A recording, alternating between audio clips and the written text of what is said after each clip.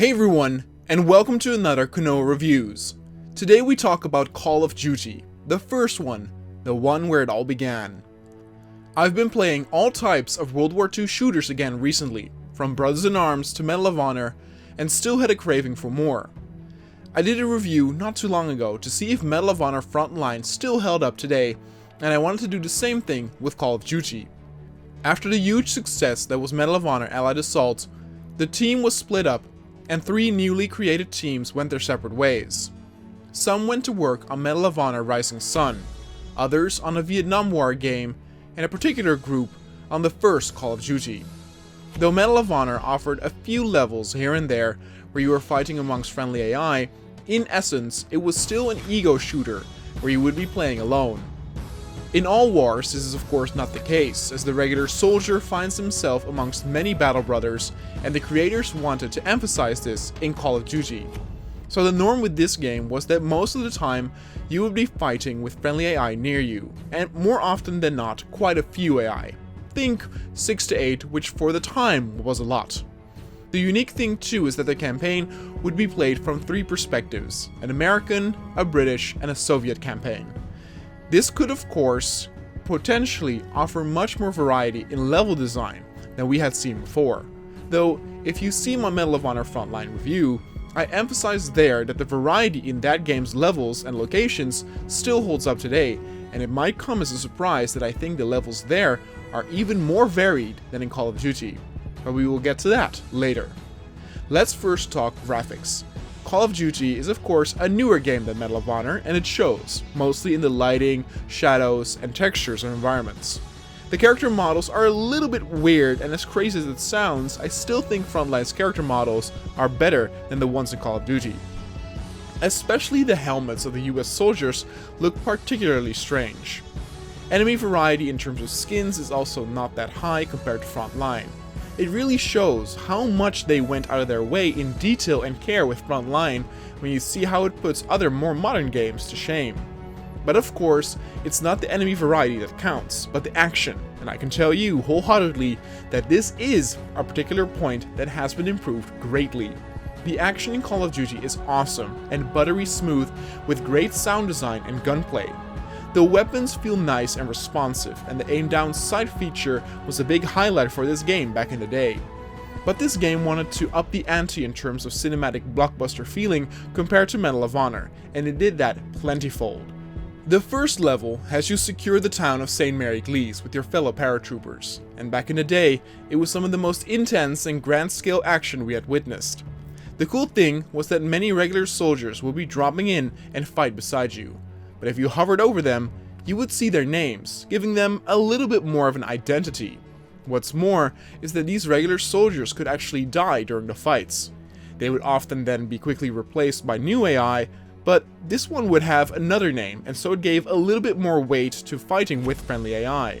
Only a handful of friendly units, mostly the objective givers, were invincible and could not die during missions.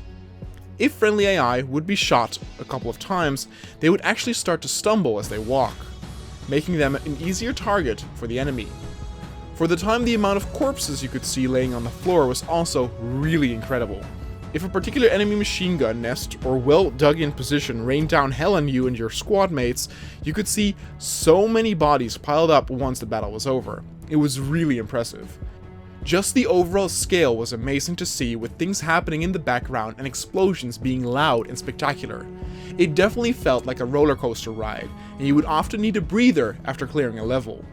Even today, some of the levels can still feel quite intense. A few of the levels are used twice in 2 different missions, but it doesn't feel cheap as they take place in different times of day, and the objective you need to do is also drastically different. The highlight for the US campaign are definitely the Battle of St. Mary Glees and the fight in the trenches of the French countryside.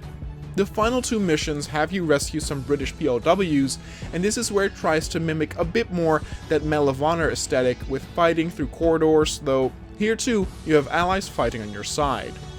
After this, you get your hands on the British campaign, and I found it very amusing to find out that one of the main officers is being voiced by actor Jason Statham, who probably wasn't that huge back then. The highlight in this campaign are definitely the first two missions that take place on D-Day, with the fight at the Pegasus Bridge.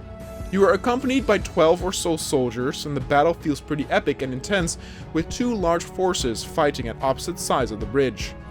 After that though, the game becomes an ego shooter again for a moment, in a clear homage to its roots of Medal of Honor, where you are entirely on your own as you take out gun stations at a dam.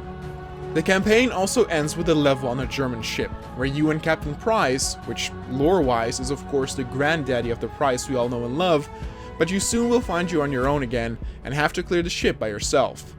And despite the game actually looking a lot nicer, there was something that I noticed that again, Medal of Honor Frontline, but also Allied Assault, do way better, and that is how full and lived in the levels feel.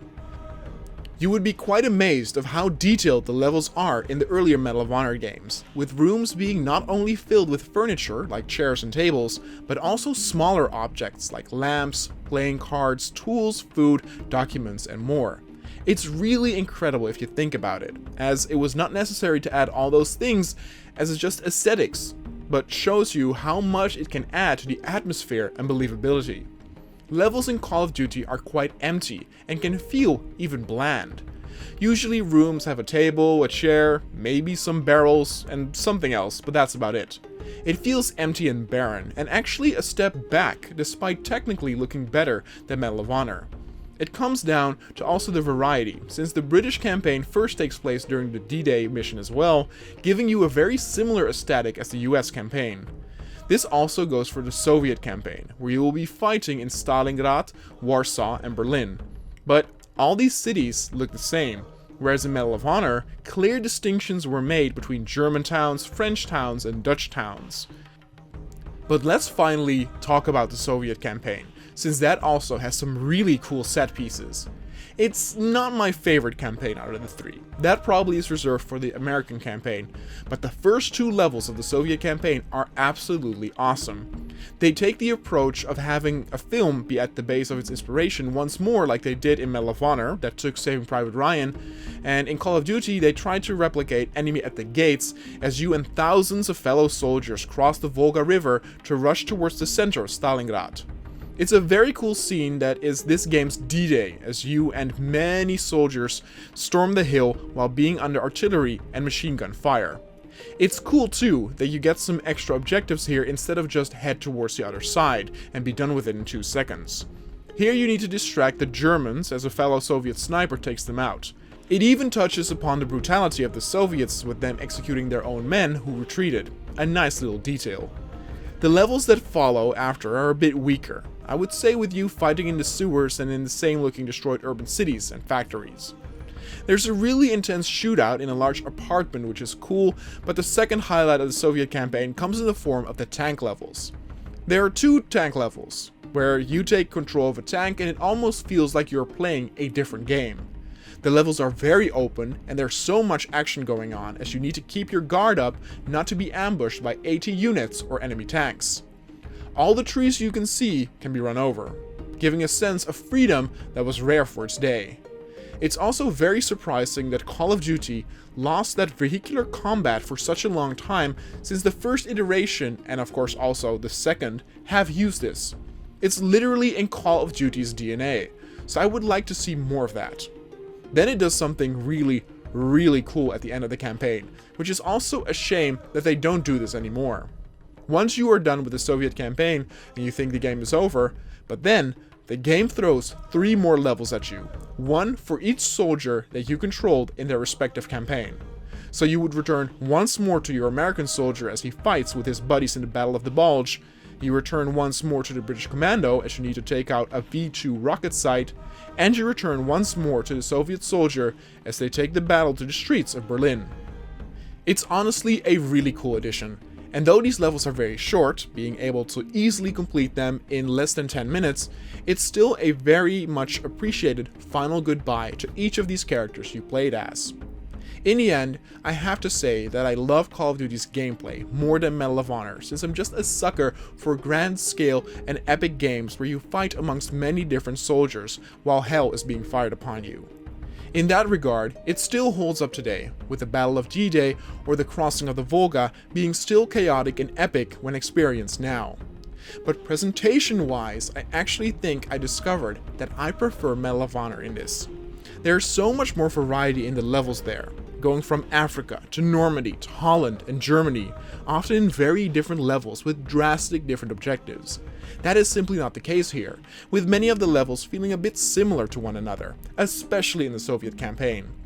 Though the reuse of the levels in the US and British campaign isn't a bad thing, this of course also does not help with the variety though. That, plus that many of the levels feel a bit barren and empty, and not as many enemy skins, make it to where I can actually say I would have Medal of Honor on the same level as Call of Duty. They both exceed in something else. Medal of Honor excels in detail and variety in atmosphere, and Call of Duty excels in grandness, action, and overall scale. This is why Call of Duty gets an 8.4, an excellent score for such an old classic. I'm very curious and looking forward to replaying Call of Duty 2 again. That of course offers better graphics, but also more variety with an African campaign for the British, so this one might actually be the game that really overtakes Medal of Honor.